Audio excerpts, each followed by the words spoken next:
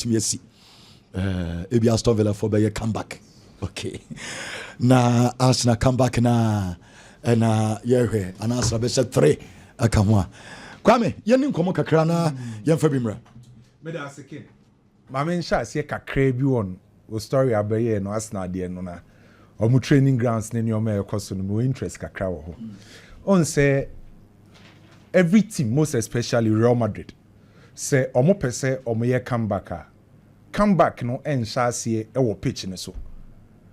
Anytime be a Madrid, e pese omo ye come back no. Omo shase from day na o lose sa first leg na sa match no.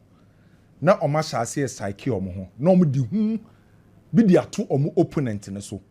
So nanse obekọ Real Madrid a omo stories omo de ba training grounds na omo de ba na be se oni e kan sema edi hu bi betu opponent ne so pese one di kan e work on the mental state of players na make sure say di hu bi keke e dia to opponent ne so work on the psychological aspect of the game so yes Arsenal for wo training grounds so be practice saa de ni nyina because oba ko hu saa de no dede ni saa nyoma ni nyina no so very good say Arsenal for so work on saa de ni nyina by kin ade aye mesere kakra ne say Arsenal training grounds ne say yen kata so by benaba de ne akata so nti dede we ne kwa Arsenal Madrid benaba de be kata so nti dede no ka by Arsenal training grounds for dede no open place nti dede na yira nti dede we na Arsenal for we no mo yen de though say me de me reservation am wait ba be kada but dede na omo ye no omo de ne yen kata so nti difference kakra wom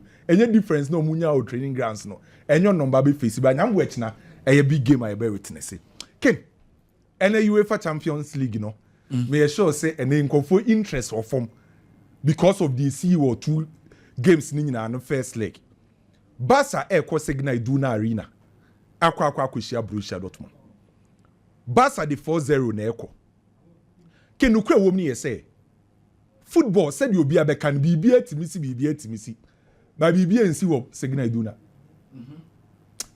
football me gitu say bibia betimasi me nya nyankopon by 4-0 me nim de Dortmund for be your comeback enti sa game ne de Barcelona qualify first leg no te say the last week me kai no ye ball first leg ni wie na Barcelona share 4-0 Barca keep clean sheet Dortmund for gurasi mo chances so munya yo mbotugu ye no sa first leg no ama Barcelona qualify to the next stage of the competition me nya sure say Dortmund e ba be share Barcelona for aba Barcelona ensebi Dortmund ne ba be share 5 Barcelona ensebi enti eye game ba kwa first leg ni de ani decide the game na me no ka say Barca semi final na qualify no wenya 50 million euros dada semi final na Barcelona erem no wenya 50 million euros for semi final qualification no enti says ka no yembo second leg ne kra no Barcelona qualify me be ra game nim Barca qualify wo game me ha me kra but kid me interest wa hasi onim say ne Raphinha ebetima say increasing the numbers for UEFA Champions League ne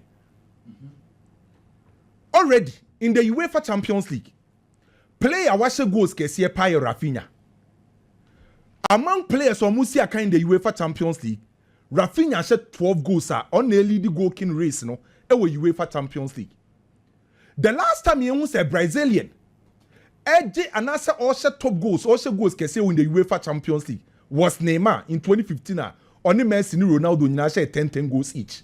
Since then, yenya any Brazilian be all dominating the goal king chart in the UEFA Champions League.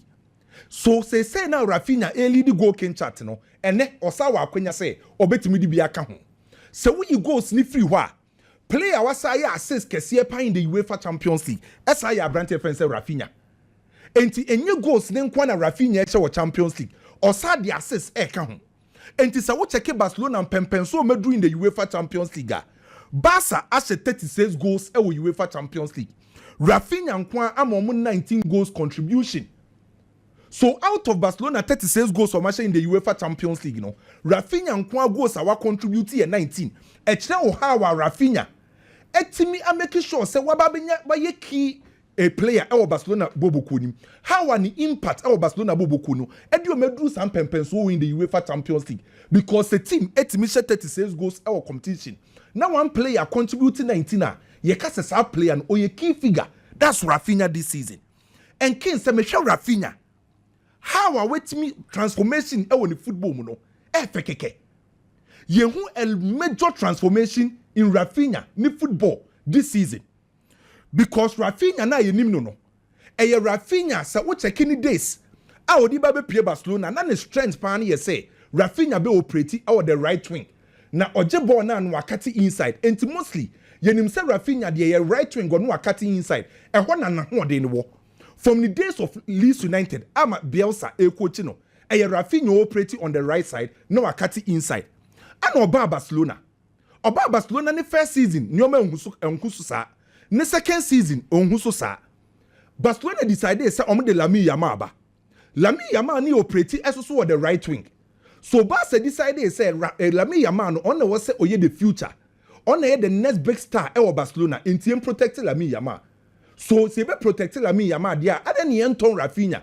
na ye mfa seska no enkofa Nico Williams mba ni ye mbenya Nico Williams on the left Lamine Yamal on the right deal na ntimi an go through Barca ntimi an fa Nico Williams Hansi Flick baye no ano say opese osama Raphinha sat na ne boboku nim opese oyusu Raphinha na mum obesesa Raphinha ball no this time around Hans Abrante fence Lamine Yamal ebe operate on the right side but the Raphinha back to the left side so say watch this season the transformation in Raphinha football now what the major credit at the Bema Hansi Flick because what transforming Abrante any ball no obono sanke koye any coach and kobema Raphinha free boboku nim because that time Barcelona here a left winger but Hansi Flick na can say obema Raphinha operate on the left side by left side no obema na operate no obe changing the role at the Raphinha so Barcelona is here kanya Lamine Yamal on the right side Raphinha on the left wing by Raphinha operate as a traditional left winger and the Hansi Flick Abrante fence Raphinha operate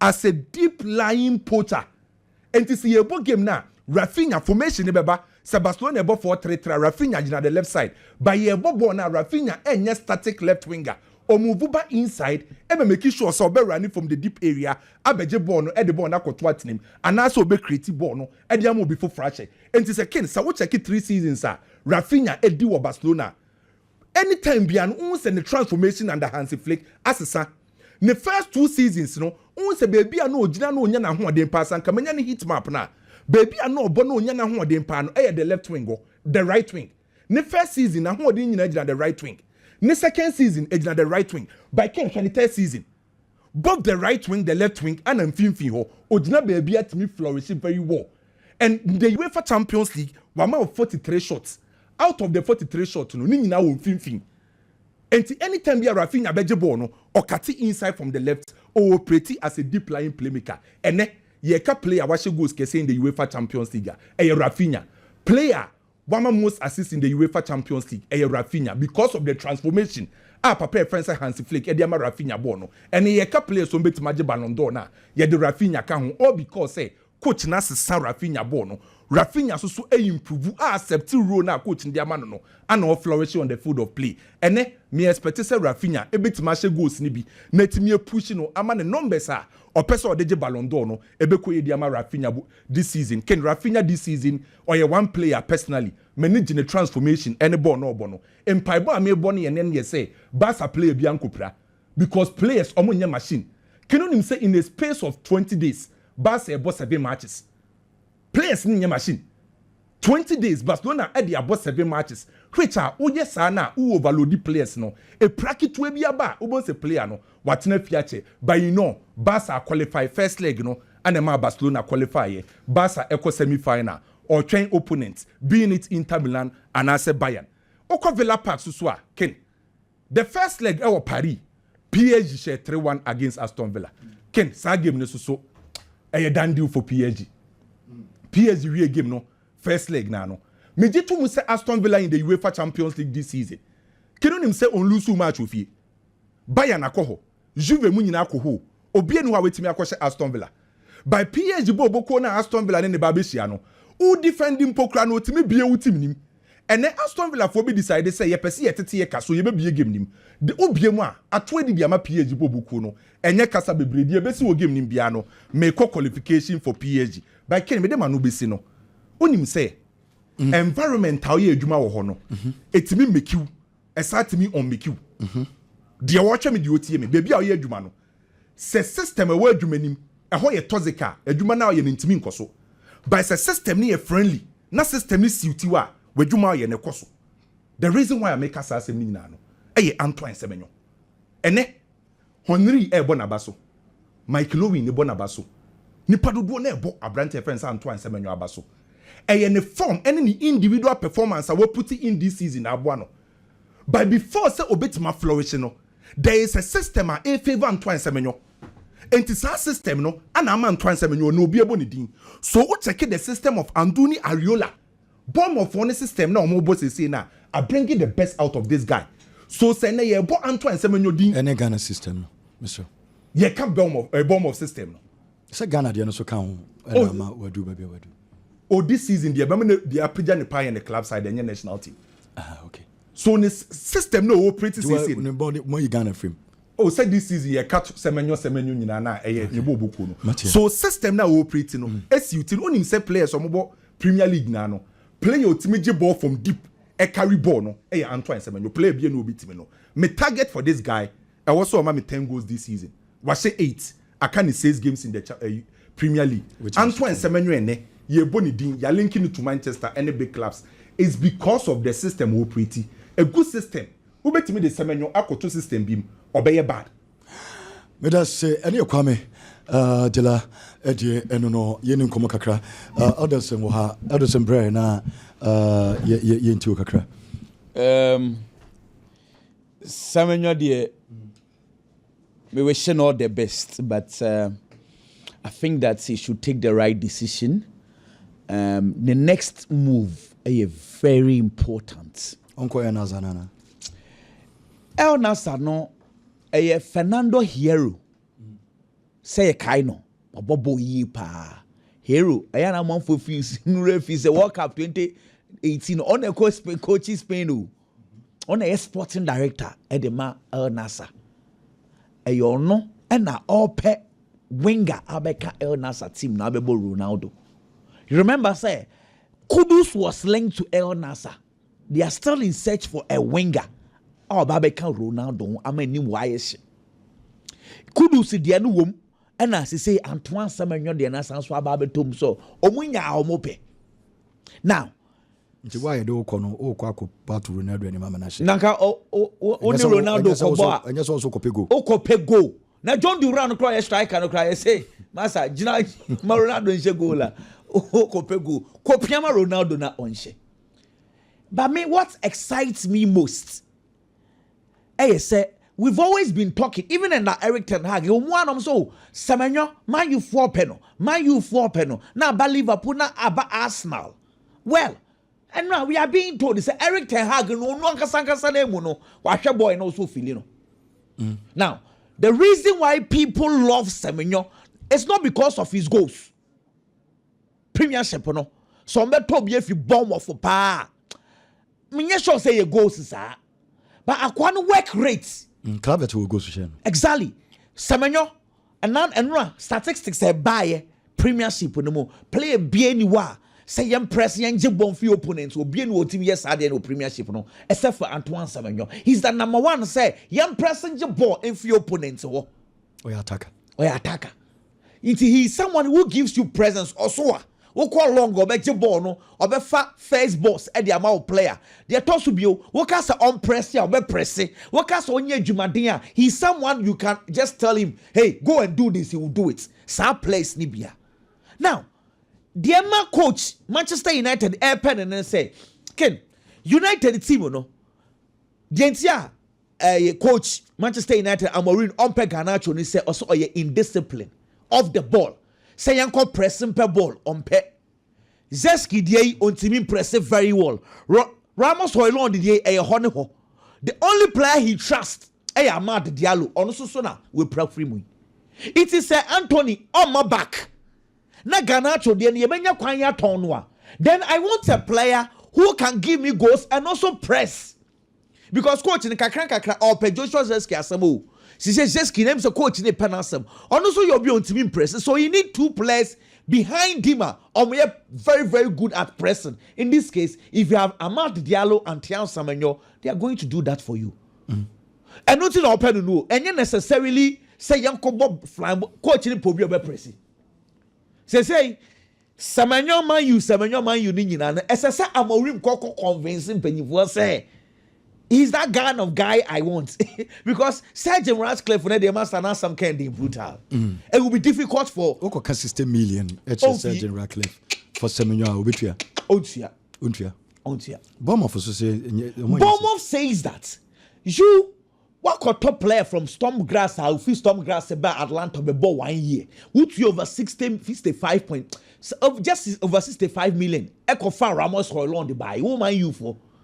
Obia inexperienced ono kra no season ni mu no mbo bia from January mu no started say obobo ni bi what you over 65 now what you over 65 for Ramos Hoylanda Antoine Semenyo last year he gave us 8 Premier League goals this year the 8 all competition or 10 goals Premiership no was 8 you know he's someone our Premiership experience it is what you over 65 for Ramos Hoylanda I don't know so bet you many for Antoine Semenyo but about making Semina to Semenyo for I will not advise him to go to Manchester United. It will not help him. I think that from Bournemouth, as I said, or Newcastle, Tottenham, clubs. But player be a dream. So when you big clubs, big club abo. Now will be about Bournemouth and then Manchester and Manchester United club case here. But because at least what's United JC in your career is easy. Pride and football at least. So what your footballers. 1 season per which me across 1 season na obiare for Kudus example Mohamed Kudus last season Mohamed Kudus this season 1 season beat Manchester BBB play on Liverpool for penal I think Liverpool for transfer almost there be sign fab the Salah penny dey yeah for man no want now I agree 1 season everything has some you want chance to say Manchester United it's a big club but okay you see my point is that if you want prestige I've played for Manchester United. But players in the crowd United, I just want to my watch and be pray. Say Garnacho mo na say. I bet you make impact. Once on the style of football and I will can. You want near maybe or what? Obetimi aya players na aka ntimi nyeden. Semenyo nya ball bi mo kro obetimi akope bia. Aye. Ono a pressing there. And they say kra no ne 9 million no de no obo. What's why ne 9 million said Dembele 9 million. Bibia na right. What's say ono akasa no. Ne right eka, ne left eka, ne ti eka. What I think ideally who was such a player anka any problem but ono akasa ball na on say they need ball ni bobiasa but say eba say mama we dwuma go and execute it onim sa de ne yo but I will not advise him honestly me pese Tommy Echo Atletico Madrid ekwenya wa he should go back. The kind of disrespect Arsenal for their man party me no ya dwen Arsenal for your disrespect no because Ken Papa no Diego Simeone waka several times so opete card number 6 onya okacha Andre Beta so nkofa Varati mfama no Andre Beta sinya boche amfa okay say mrebi eka kete nkomofa Pierre Hoiberg from Tottenham and a deal on last minute a break here Martin Zubimendi day amfa and now no more fast Sofiane Amrabat amfa into no bear for 2-3 seasons in here or per number 6 typical number 6 only bio and no day I'll meet you fast are 2 Vimeren sa boy na no club Brugge in fact on no Barcelona and the last minute let's go Madrid for so buy amfa iti sa space no at the what the man wo okwa obenya boni card say we dey nye keys obebo enti sa kwanya bi wo ho because let's go Spanish no kind of brutal or quite settling is not a problem. I think that if there is a way Yeniani should go back. Ken 2021 Mikel Arteta adiana why you training grounds for name I mean kind of say okay say Amazon kwa documentary bi e de ma ye nyina ye hwe say behind the scenes enema ye koso Arsenal training grounds. Now Arsenal be bought Liverpool ewa Anfield. And Mikel Arteta kofa speakers kesiye ebesi wo say Anfield the players no kwa no ho popo. Inti sadia training na ye be no mumbie speaker no ti Arsenal started training. In fact, the words he used from the Amazon documentary was boys, mentally we start to play the game now. We are at Anfield. Mentally we start to play the game now. We are at Anfield no ba ben when you no bo you never walk alone no bo nyom ne sana place ni training enti sa won tiemu bi tiemu a because training grounds and once I'm shout, come pass the ball on the mommy. But yes, our Amford, our player name say so shout. And I know yes, sir. Interestingly, come any kid. Saturday no, yes, Saturday no. Omulusu 4-0. First day or the yes, I do no Omulusu 4-0. Opa saying. Make I say. Saturday no, yeah, no. Could be a speaker. Could be a speaker. And Saturday man ball first go first half second half for me and say 4-0. And I was a could be in there. Nah, Madrid 4. Positive, I mean, before say right after 4-0, you know. After Arsenal, no more confident, no more lose until recently. Inti, say a boy or more after 4-0. But first day, they are 4. They should be very careful. I think it's a bad idea because Madrid for the it is a way at least. Almost. We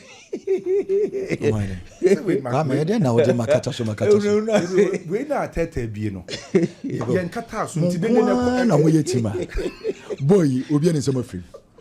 Enso mo nko ada na mo yesa. Obi ani say even Asra be say she go cry there. E de atia mo ho. Wo mo hurahura asna ada. Hwe kwame ade emi ya ne say sad game 3-0 in this season and adwena ubi sa Madrid for come so mo free. And adwena obi anim so Madrid. Afei ade atia. Oh, na I am shishie na start eba afei de ba Madrid for no makọ park car na mo de obi akọ anopa me hu story me obi park car de akọbọ won say 90 minutes. It was Santiago Bernabeu mu wa brutal. It's a hunahuna na ade na mo ye no hwẹ enya gudi. It has gotten to us now for no. Because say Ateta ye training we are.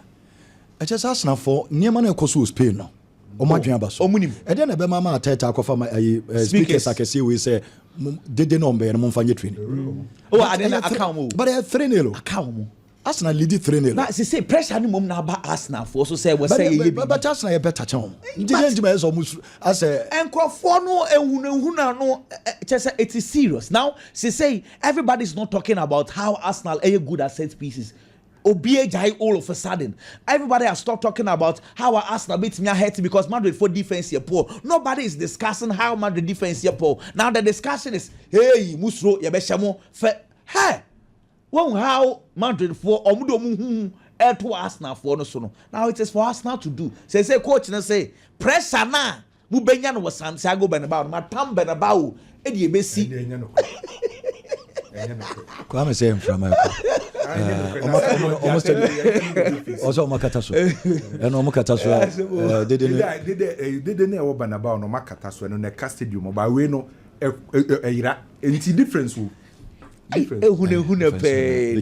back in Aston Villa no de no kwasem ne say come back be bana almost was agidi no onim say maminka chem 1 minute am kasem Aston Villa for ball first leg na 3-1 me cry 3-1 na dey shim last goal na no Mendes because if it was 2-1 and can the conversation asasa 3-1 we no Aston Villa abe boss Southampton Unai Emery e de ne place ni nyina na akobo ball no tio PG ball sa game na won ball bi ewu na wo so mo 94 na ebo na league for ne we mo postpone the game no see now ukwa France on my nankasa na eta Paris Saint-Germain de chi where let me tell you this Champions League in Spain enquaji 20 times England agi 15 Italy agi 12 oba Portugal impo Benfica agi 2 Porto agi 2 France agi 1 pay France agi 1 you can imagine that is why the entire nation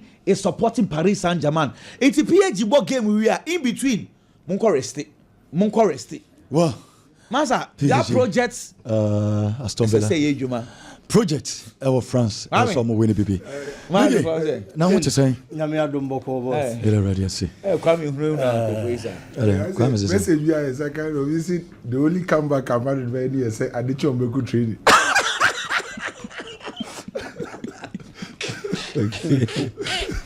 yeah so okay if you ask na for you say mo kata so na timi bin ye o Arsenal for who said I'm say mo sa o kata so a onu ana o kata so a na bin ye don't bet Madrid for kata stadium so say dey be right betimi a bin ye hey asembe na okay Ken sana Arsenal for neka. Almost kata Almost emoso. no amo na okata so and a bin ye. And I kwame say you to Jimmy money bia. Say it to Jimmy, say a perfume, ken ni mo.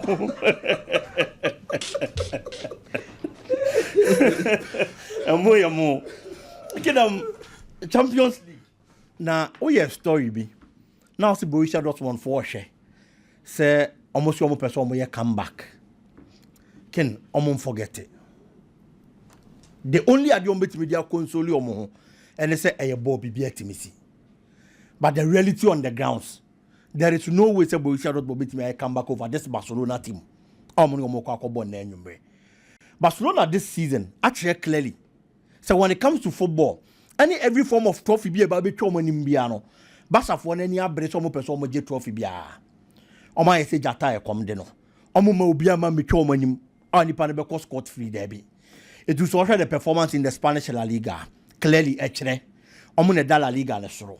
As we speak, Copa del Rey no mo bono. Oma kwa kopie mu finals. Oma qualify omo 20 dates ne be so. No me Real Madrid dia boy ni. Eti Champions League ne nso so. Omo wom. Na first leg, omo timi ahye 4-0 no. There is no way so omo kwa tena the signal iduna. No mama Borussia Dortmund ahye Barcelona 4. Any game na call extra time na call penalties. And also mo be Barcelona 5. No ma yi Barcelona FM. There is nothing extraordinary about the Borussia Dortmund team.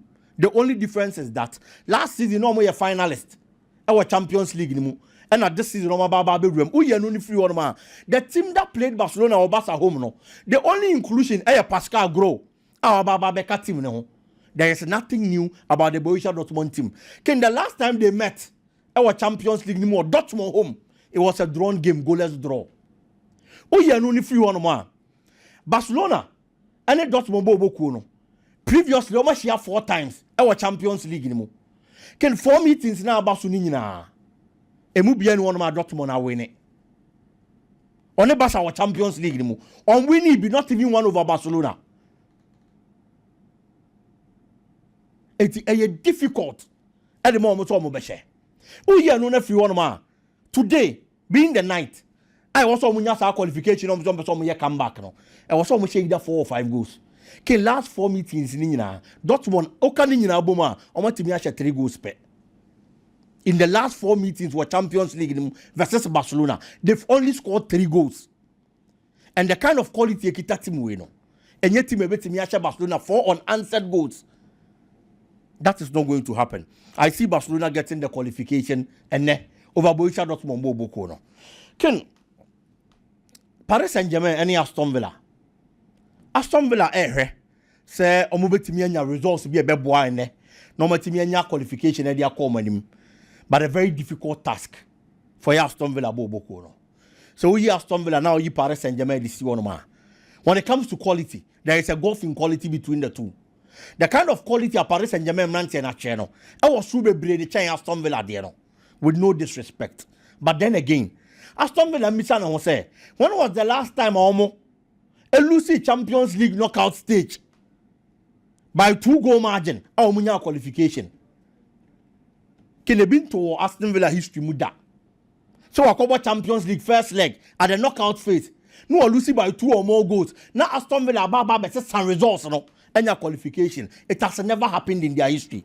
Into the clearly a task are difficult anymore, but that notwithstanding, they have certain quality players in their squad. Some of the results and now Paris Saint-Germain team in the game is dependent on Vitinha. Obi or her first leg ni BBM here. Vitinha completed 148 passes. The last person to do more than that, our Champions League ni na Xavi or completed 161.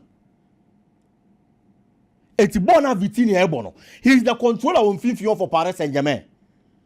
I'm making sure some member Boubacar Kamara Ejinaneso. That is only if Obetimia is Ejumane dia. O control 5th not a passes now kwa. Obetimia is safe. But so we are no free one man. Me who kwaya omobe faso. Ousmane Dembele this season has been the leader for the new school. Can 42 goal contribution in 41 matches. Quality player. Carrascalia. Yes, Aston Villa has a very good goalkeeper. No doubt. Champions League this season, you will 12 man. Emiliano Martinez per saves and the best goalkeeper. Courtois 48 saves, why 45. Courtois. This is when man come Madrid and think team no. We be show better 10 wana. Why is 48? 48 saves in the Champions League this season. Oh, you know baby. Yes. I think they quarter final. Okay. Per saves. We in if you want Emiliano Martinez now 45. It is a very good goalkeeper. But so difference in here open.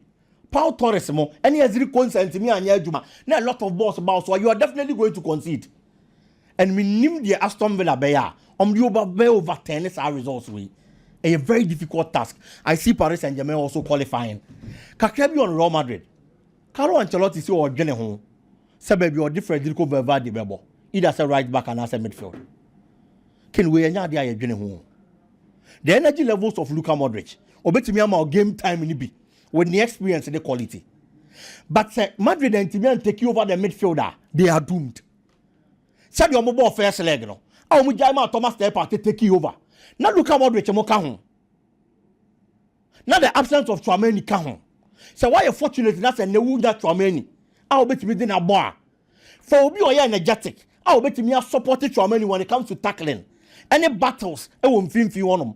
No one team control game ni ma. Who team control game ni wo mfimfi wonom. Now Arsenal enye a lot of the balls. That is when you can hit Arsenal. Luka Modric energy levels were from a drop it for such a big game. He is going to need players who are energetic. Arsenal midfielders need space. Thomas Partey, Odegaard, Declan Rice. You don't have to give them space in midfield to operate. Luka Modric makes me a bum. Not the experience about at a point. But the be key how I will start the game. No, anybody be if Real Madrid wants to get that comeback from opener, they need to start the game well. Men disrespect Luka Modric. But to be honest, this particular season, the position I made for any games our bompono, he doesn't have goal numbers and contributions. Than a branch I friend Federico Valverde. I thought I'm putting any ball right back. It means Luka Modric they be brought to this season. I be Carlo Ancelotti. I didn't whom you know. So I was so pick back. Emmanuel Real Madrid in field against Arsenal. For me, this is one thing you shouldn't be thinking about. He should put Federico Valverde in midfield. Now on supporting, complementing the effort of a brand friend is Tchouaméni. Never scares him more right or yes. Obetimi abo. Okay. No, Nkunku job because on me here that midfield support. Only Gabriel Martinelli. Aye. Okay. Okay. Okay. Yeah, first so mama me double soccer academy na me mo double soccer kra and also CEO ya double